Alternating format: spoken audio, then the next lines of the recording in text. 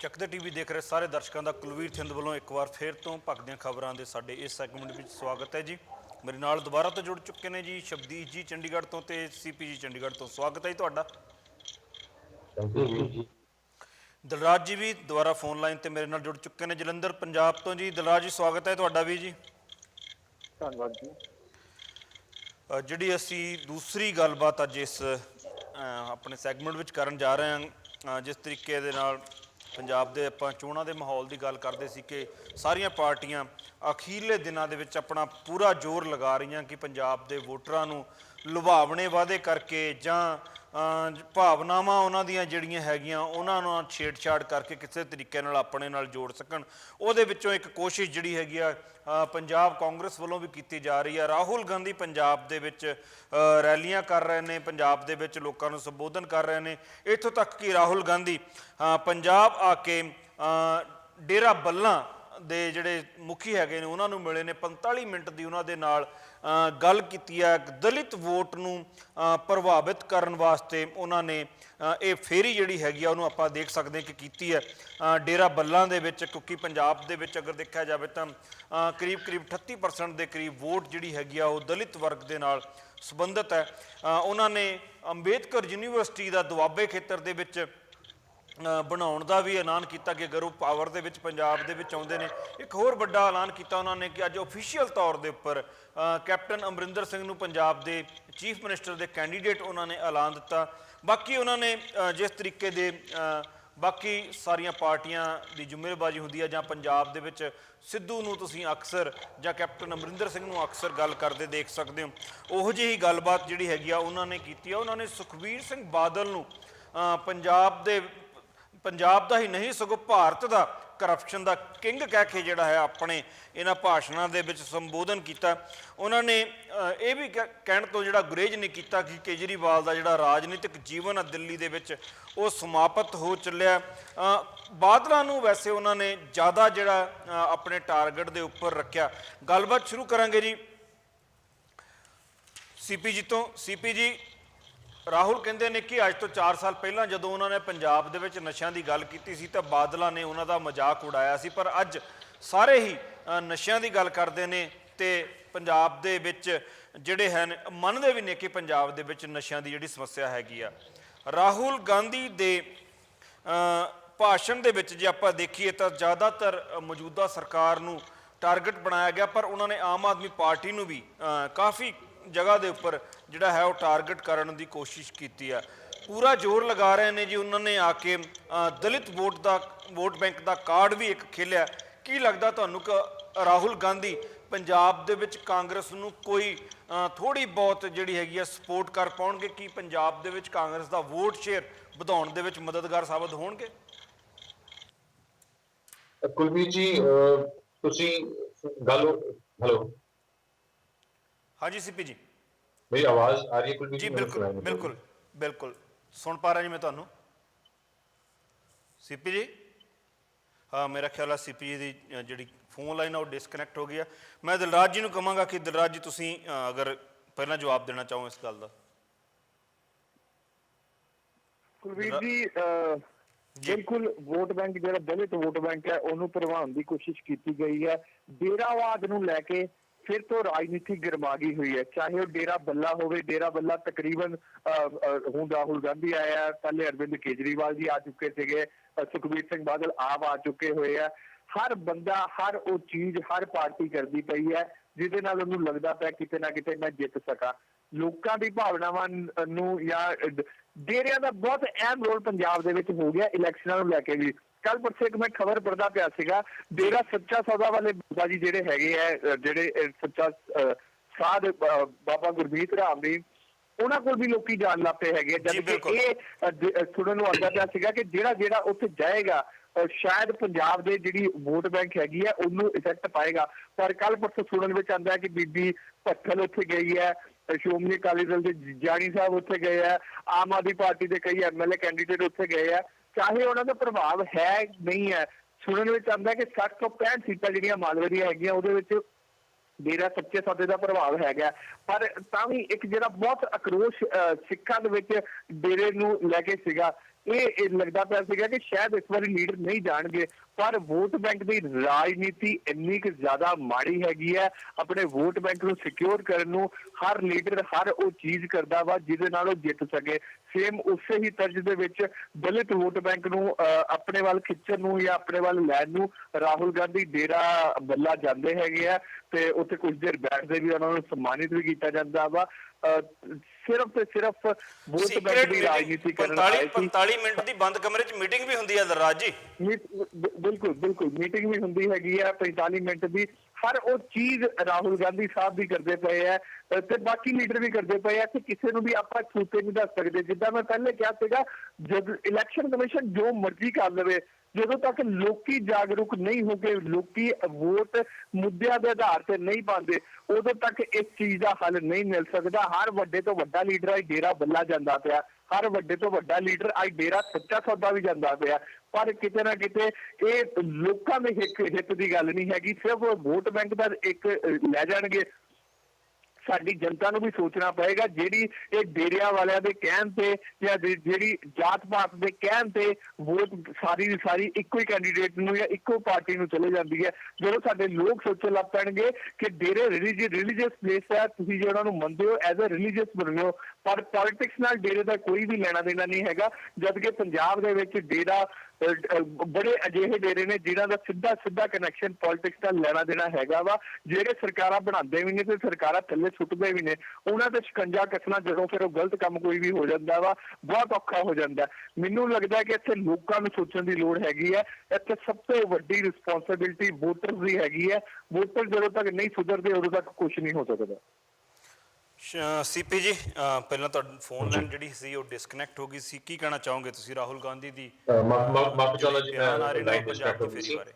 ਦੇਖੋ, ਹਰ ਇੱਕ ਪਾਰਟੀ ਹੱਥ ਕੰਡੇ ਅਪਣਾਉਣ ਦੀ ਕੋਸ਼ਿਸ਼ ਕਰ ਰਹੀ ਹੈ, ਚਾਹੇ ਉਹ ਡੇਰਿਆਂ ਦੇ ਵਿੱਚ ਜਾ ਕੇ ਹੋਵੇ, ਚਾਹੇ ਉਹ ਇੱਕ ਦੂਜੇ ਦੇ ਉੱਪਰ। ਮੈਂ ਤਾਂ ਇਸ ਚੀਜ਼ ਨੂੰ ਰਿਐਕਟਿਵ ਪੋਲਿਟਿਕਸ ਦਾ ਨਾਮ ਦਿੰਦਾ ਹੁੰਦਾ। ਜਦੋਂ ਤੁਸੀਂ ਕਿਸੇ ਦੇ ਬਿਆਨ ਦੇ ਉੱਪਰ ਰਿਐਕਟ ਕਰਕੇ ਉਸਨੂੰ ਆਪਣੇ ਬਿਆਨ ਦੇ ਵਿੱਚ ਲੈ ਕੇ ਆਉਂਦੇ ਹੋ ਤਾਂ ਉਸਨੂੰ ਰਿਐਕਟਿਵ ਪੋਲਿਟਿਕਸ ਕਿਹਾ ਜਾਂਦਾ ਹੈ। ਔਰ ਤੁਸੀਂ ਦੇਖੋ, ਰਾਹੁਲ ਗਾਂਧੀ ਜੀ ਨੇ ਕੱਲ ਪ੍ਰਕਾਸ਼ ਸਿੰਘ ਬਾਦਲ ਔਰ ਸੁਖਬੀਰ ਬਾਦਲ ਨੂੰ ਮੋਸਟ ਕਰਪਟ ਮੈਨ ਕਿਹਾ ਉਹਨਾਂ ਨੇ ਨੇਸ਼ਨ ਦਾ। ਅਸੀਂ ਇਹ ਚੀਜ਼ ਕਿਵੇਂ ਭੁੱਲ ਜਾਂਦੇ ਆ ਕਿ ਸਾਡੇ ਜਿਹੜਾ ਕਾਂਗਰਸ ਦਾ ਜਿਹੜਾ ਪਿਛਲਾ ਇਤਿਹਾਸ ਹੈ ਉਹਦੇ ਵਿੱਚ ਤੁਸੀਂ ਦੇਖੋ ਤਾਂ ਸਭ ਤੋਂ ਜ਼ਿਆਦਾ ਕਰਪਸ਼ਨਸ ਦੇ ਮੁੱਦੇ, ਜਿਹੜੇ ਸਕੈਮਸ ਦੇ ਮੁੱਦੇ, ਜਿਹੜੇ ਸਕੈਂਡਲਸ ਜਿਹੜੇ ਹੋਏ ਸੀ, ਉਹ ਸਾਰੇ ਹਜ਼ਾਰਾਂ ਕਰੋੜਾਂ ਟਾਈਮ ਦੇ ਵਿੱਚ ਆਏ ਸੀ। ਹਜ਼ਾਰ ਕਰੋੜਾਂ ਦੇ ਜੀ ਮੁੱਦੇ ਜਿਹੜੇ ਹੈਗੇ ਨੇ ਉਹਨਾਂ ਦੇ ਸਿਰ ਚੱਲਦੇ ਜੀ, ਮੈਂ ਉਹੀ ਕਹਿ ਰਿਹਾ ਜੀ। ਤਾਂ ਫਿਰ ਬਿਲਕੁਲ ਕੋਈ ਵੀ ਬੰਦਾ ਕੋਈ ਵੀ ਪੋਲਿਟਿਕਸ ਹੈ, ਜਿਹੜਾ ਪੋਲੀਟੀਸ਼ੀਅਨ ਹੈ, ਜਿਹੜਾ ਉਹ ਕਰਪਟ ਨਾ ਹੋਵੇ, ਇਹ ਚੀਜ਼ ਮੰਨਣੀ ਅੱਜ ਦੇ ਟਾਈਮ ਦੇ ਵਿੱਚ ਬਹੁਤ ਔਖੀ ਹੈ। ਐਕਸੈਪਸ਼ਨਸ ਹਮੇਸ਼ਾ ਹੁੰਦੀਆਂ, ਕੁਝ ਬੰਦੇ ਹੁੰਦੇ ਨੇ ਜਿਹੜੇ ਕਿ ਫੇਅਰ ਪੋਲਿਟਿਕਸ ਖੇਲਦੇ ਆ, ਪਰ ਤੁਸੀਂ ਸਟੇਜ ਦੇ ਉੱਪਰ ਆਪਣੇ ਆਪ ਨਹੀਂ ਦੇਖਦੇ, ਆਪਣੇ ਵੱਲ ਨਹੀਂ ਦੇਖਦੇ, ਤੁਸੀਂ ਦੂਸਰੇ ਨੂੰ ਮੋਸਟ ਕਰਪਟ ਮੈਨ ਕਹਿੰਦੇ ਹੋ।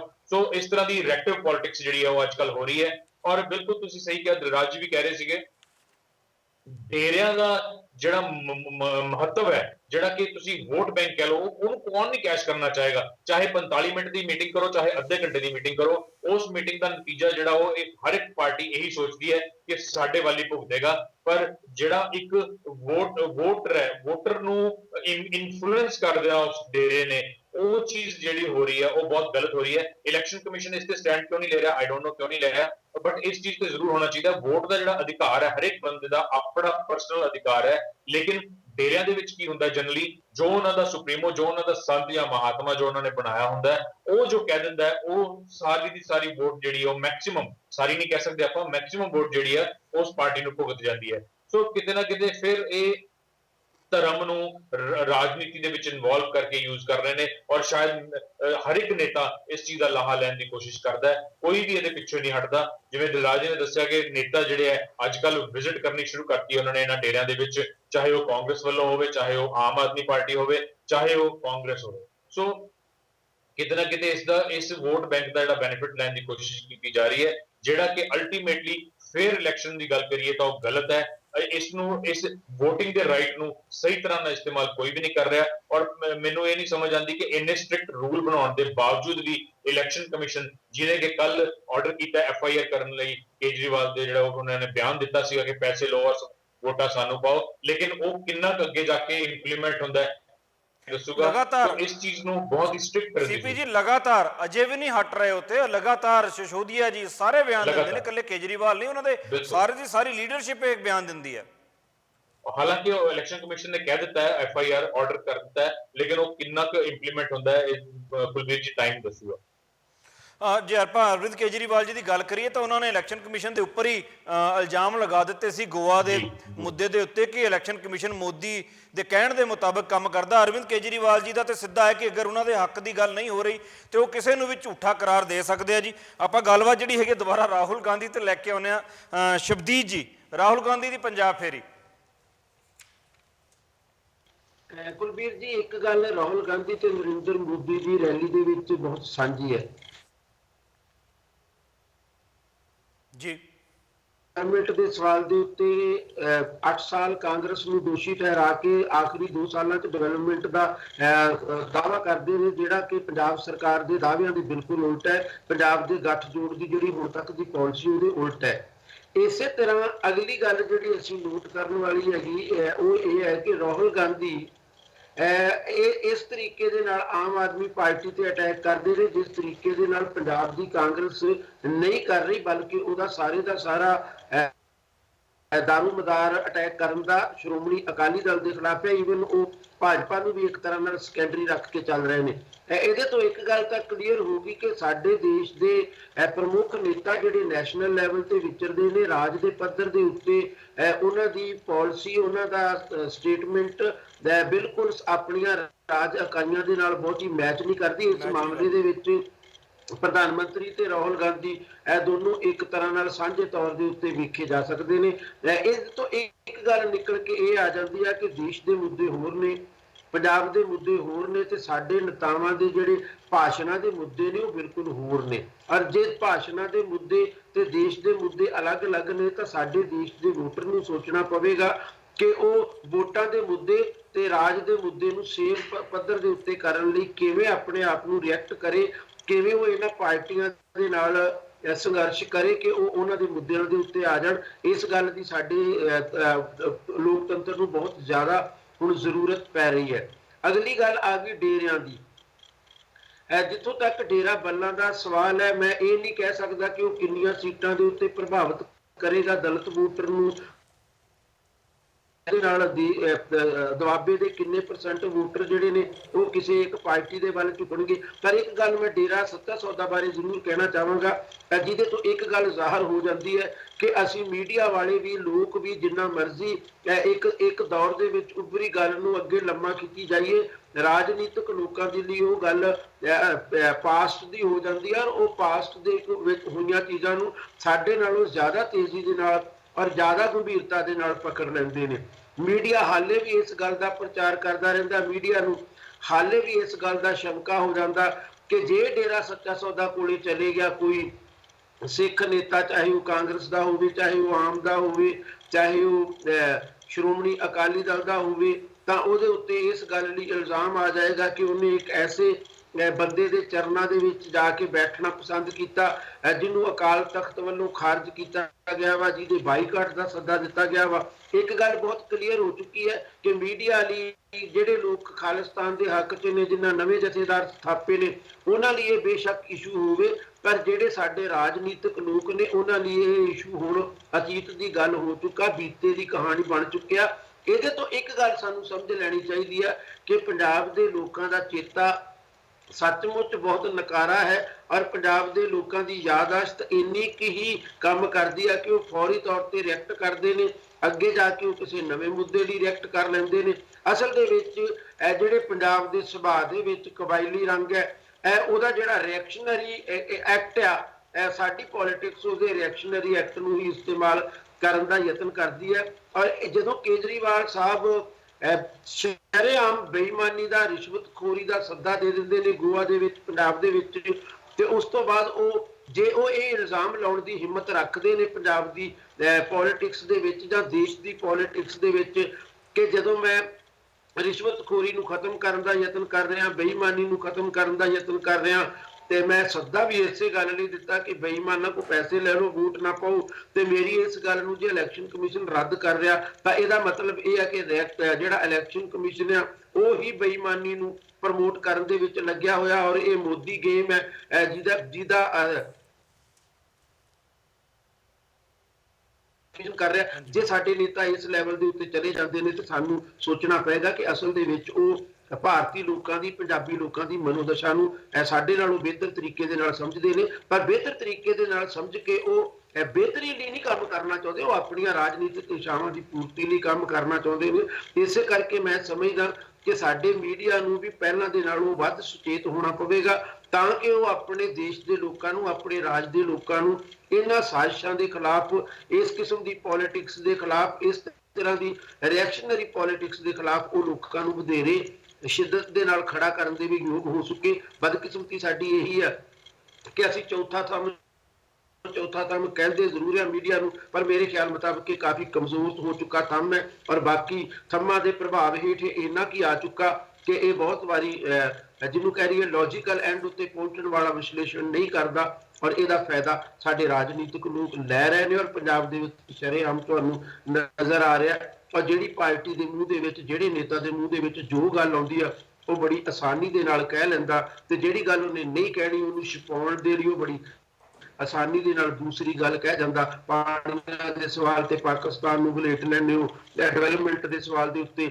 8 ਸਾਲ ਸਾਡੇ ਨਾਲ ਧੱਕਾ ਹੋ ਗਿਆ, ਇਦਾਂ ਦੀ ਤੁਸੀਂ ਗੱਲ ਕਰ ਜਾਂਦੇ ਹੋ ਜੀ, ਜਿਹੜੀ ਪੂਰੀ ਤਰ੍ਹਾਂ ਬੇਸਲੈਸ ਆ। ਪਰ ਕਿਉਂਕਿ ਤਾੜੀਆਂ ਇਹਨਾਂ ਕਿਸਮ ਦੀਆਂ ਗੱਲਾਂ ਲਈ ਹੀ ਮਿਲਦੀਆਂ, ਇਸ ਕਰਕੇ ਰਿਐਕਸ਼ਨਰੀ ਪੋਲਿਟਿਕਸ ਸਾਡੇ ਪੋਲੀਟੀਸ਼ੀਅਨ ਦਾ ਇੱਕ ਖਾਸ ਮੁੱਦਾ ਬਣ ਗਈ ਹੈ। ਔਰ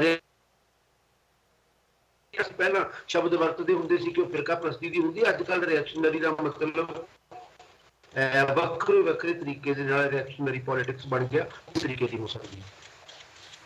ਦਿਲਰਾਜ ਜੀ, ਜੇ ਆਪਾਂ ਗੱਲ ਕਰੀਏ ਜਿਹੜਾ ਉਹਨਾਂ ਨੇ ਦਲਿਤ ਵੋਟ ਦਾ ਕਾਰਡ ਖੇਡਣ ਦੀ ਕੋਸ਼ਿਸ਼ ਕੀਤੀ ਆ, ਬੱਲਾਂ ਡੇਰੇ ਜਾ ਕੇ ਮੀਟਿੰਗ ਕਰਕੇ, ਆਪਾਂ ਜੇ ਥੋੜੇ ਜਿਹੀ ਪਿਛੋਕੜ ਵੱਲ ਝਾਤ ਮਾਰੀਏ, ਦੁਆਬੇ ਦੇ ਪਿਛੋਕੜ ਵੱਲ, ਤੇ 25 ਦੇ ਵਿੱਚੋਂ 8 ਸੀਟਾਂ ਜਿਹੜੀਆਂ ਹੈਗੀਆਂ ਨੇ ਉਹ ਰਿਜ਼ਰਵ ਨੇ ਦੁਆਬੇ ਦੇ ਵਿੱਚ। ਪਿਛਲੀ ਵਾਰ ਕਿਉਂਕਿ 2009 ਦੇ ਵਿੱਚ ਇਹਨਾਂ ਦੇ ਡੇਰੇ ਦੇ ਡਿਪਟੀ ਹੈੱਡ ਜਿਹੜੇ ਸੀਗੇ ਉਹਨਾਂ ਦੀ ਹੱਤਿਆ ਹੋ ਗਈ ਸੀ ਵਿਆਨਾ ਦੇ ਵਿੱਚ, ਤੇ ਉਸ ਤੋਂ ਬਾਅਦ ਦਲਿਤ ਸਮਾਜ ਕਾਫੀ ਨਾਰਾਜ਼ ਸੀ। ਦੋਨਾਂ ਜਿਹੜੀਆਂ ਮੇਨ ਸਟ੍ਰੀਮ ਪਾਰਟੀਆਂ ਹੈਗੀਆਂ ਅਕਾਲੀ ਦਲ ਤੇ ਬਾਦਲ, ਤੇ ਉਹਨਾਂ ਨੇ ਬੀਐਸਪੀ ਨੂੰ ਸਪੋਰਟ ਕਰਨ ਦਾ ਫੈਸਲਾ ਕੀਤਾ ਸੀ।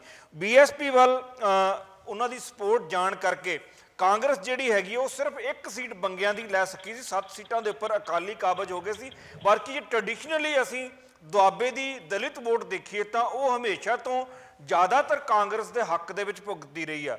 ਕੀ ਲੱਗਦਾ ਤੁਹਾਨੂੰ ਕਿ ਇਸ ਵਾਰ ਰਾਹੁਲ ਦੀ ਇਸ ਫੇਰੀ ਤੋਂ ਬਾਅਦ ਕਿਸੇ ਨਾ ਕਿਸੇ ਤਰੀਕੇ ਦੇ ਨਾਲ ਜਿਹੜੀ ਦਲਿਤ ਵੋਟ ਕਾਂਗਰਸ ਨਾਲੋਂ ਦੁਆਬੇ ਦੇ ਵਿੱਚ ਟੁੱਟ ਗਈ ਸੀ, ਜਿਹੜਾ ਆਪਾਂ ਇਹ ਕਹਿ ਸਕਦੇ ਦੁਆਬੇ ਦੇ ਵਿੱਚ ਕਾਂਗਰਸ ਦੀ ਰੀੜ੍ਹ ਦੀ ਹੱਡੀ ਹੈ, ਉਹ ਦੁਬਾਰਾ ਜੁੜ ਸਕੇਗੀ?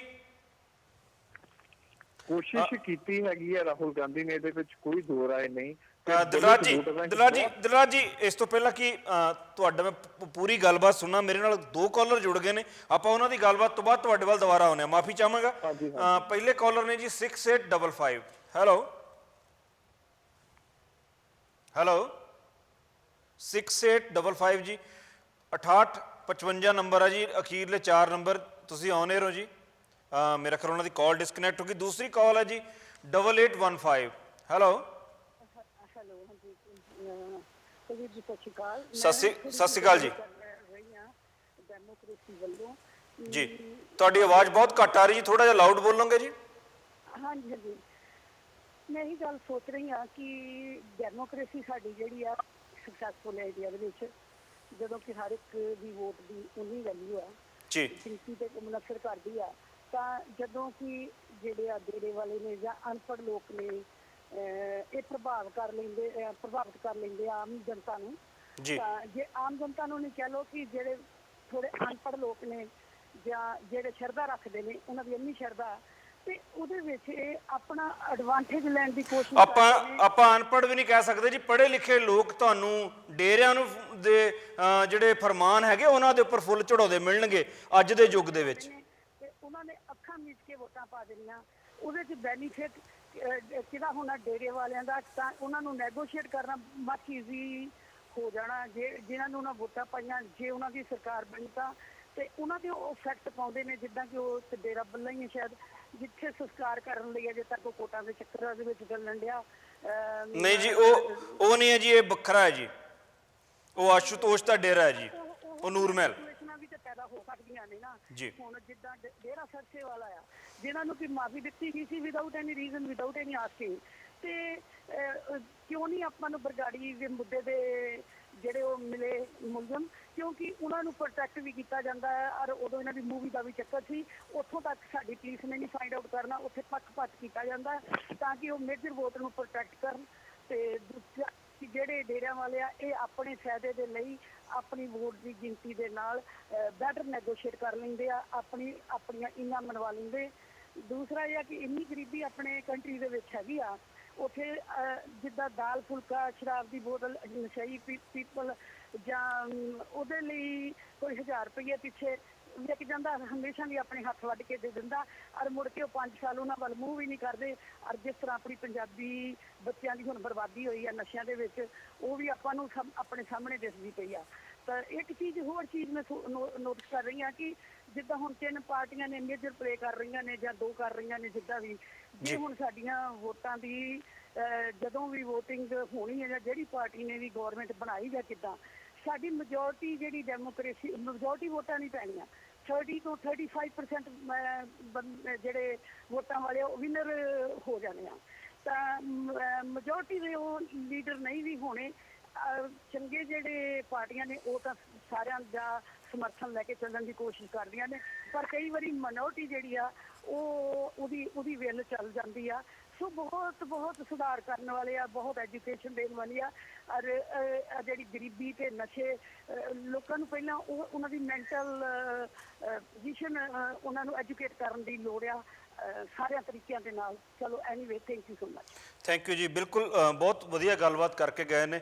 ਵਾਕਿਆ ਹੀ ਪੰਜਾਬ ਨੂੰ ਕੀ ਪੂਰੇ ਭਾਰਤ ਦੇ ਵਿੱਚ ਇੱਕ ਸਰਕਾਰਾਂ ਨੇ ਰਿਵਾਜ ਫੜਿਆ ਹੋਇਆ ਕਿ ਸਬਸਿਡੀ ਦੇ ਦਿਓ, ਫ੍ਰੀ ਆਟਾ ਦੇ ਦਿਓ, ਫ੍ਰੀ ਦਾਲ ਦੇ ਦਿਓ। ਅਸੀਂ ਇਹਨੂੰ ਸਿਰੇ ਤੋਂ ਨਹੀਂ ਨਕਾਰਦੇ, ਪਰ ਕਿਤੇ ਨਾ ਕਿਤੇ ਉਹਨਾਂ ਲੋਕਾਂ ਦਾ ਜੀਵਨ ਪੱਧਰ ਉੱਚਾ ਚੁੱਕਣ ਵਾਸਤੇ, ਉਹਨਾਂ ਨੂੰ ਇੰਡੀਪੈਂਡੈਂਟ ਬਣਾਉਣ ਵਾਸਤੇ ਕਦਮ ਨਹੀਂ ਚੁੱਕੇ ਜਾਂਦੇ। ਉਹਨਾਂ ਨੂੰ ਹਮੇਸ਼ਾ ਹੀ ਇਸ ਤਰੀਕੇ ਦੇ ਨਾਲ ਰੱਖਿਆ ਜਾਂਦਾ ਕਿ ਉਹ ਸਰਕਾਰ ਦੇ ਉੱਪਰ ਡਿਪੈਂਡ ਬਣ ਕੇ ਰਹਿਣ, ਤੇ ਜਦੋਂ ਵੀ ਉਹਨਾਂ ਦੀ ਜਿਹੜੀ ਉਹਨਾਂ ਦੀ ਮੁਹਤਾਜਗੀ ਹੈਗੀ ਆ, ਉਹਨਾਂ ਨੂੰ ਮੁਹਤਾਜ ਬਣਾ ਕੇ ਰੱਖਿਆ ਜਾਵੇ ਤੇ ਉਹਨਾਂ ਦੀ ਮੁਹਤਾਜਗੀ ਨੂੰ ਵੋਟਾਂ ਦੇ ਵਿੱਚ ਕਨਵਰਜਨ ਲਈ ਵਰਤ ਲਿਆ ਜਾਵੇ। ਇਸ ਕਰਕੇ ਭਾਰਤ ਦੇ ਵਿੱਚ ਜਿਹਦੀ ਮਰਜ਼ੀ ਸਰਕਾਰ ਆਵੇ, ਉਹ ਹਮੇਸ਼ਾ ਹੀ ਕੁਛ ਤਬਕੇ ਨੂੰ ਗਰੀਬ ਰੱਖਣਾ ਚਾਹੁੰਦੀ ਆ, ਅਨਐਜੂਕੇਟਡ ਰੱਖਣਾ ਚਾਹੁੰਦੀ ਆ, ਅਨਅਵੇਅਰ ਰੱਖਣਾ ਚਾਹੁੰਦੀ ਆ, ਤਾਂ ਕਿ ਉਹਨੂੰ ਆਪਣੇ ਵੋਟਾਂ ਦੇ ਵਾਸਤੇ ਇਸਤੇਮਾਲ ਕਰ ਸਕੇ ਜੀ। ਮੇਰੇ ਨਾਲ ਦੁਬਾਰਾ ਕਾਲਰ ਜੁੜ ਗਏ ਨੇ ਜੀ, 6855। ਹੈਲੋ,